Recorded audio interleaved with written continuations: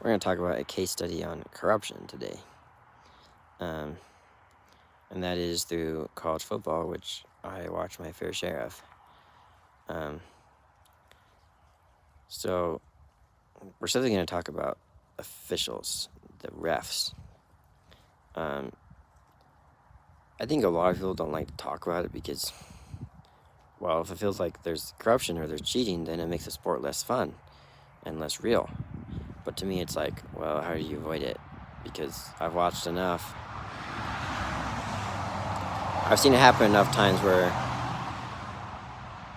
the favorite gets a penalty, helps the underdog in a really big situation, and then the coach of the favorite team, the teams you're supposed to win, the bigger team, the more prominent team, walks out on the field, has a conversation with the ref, they pick up the flag, and suddenly there's no penalty. And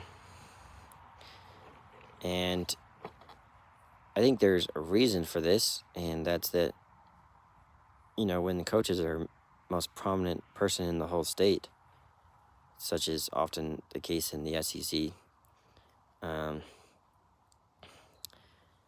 well, I think they have a lot of sway in a lot of areas. So these big name coaches can probably influence whether an official, a ref, can get a promotion or get a raise or get a bonus or something like that. So obviously the official is incentivized to want to help them out. And that's unfortunate. But we don't ever talk about it. Why?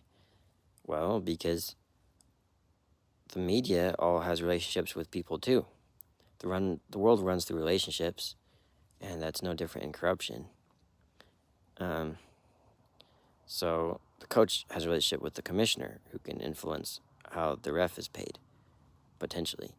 But then someone like ESPN has a big billion-dollar contract with the SEC, so they're not going to mention anything because they don't want to harm their relationship with the conference. Someone in the media doesn't want to say something because their whole job is about relationships. They want to be the first one to release a story, and if someone doesn't want to talk to them because they said something negative, now they can't be the first one to release that story anymore. They're going to tell someone else instead.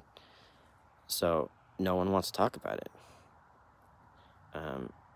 I think if, we're serious, we all know that NBA draft is rigged as well. But, that's its own topic for another day.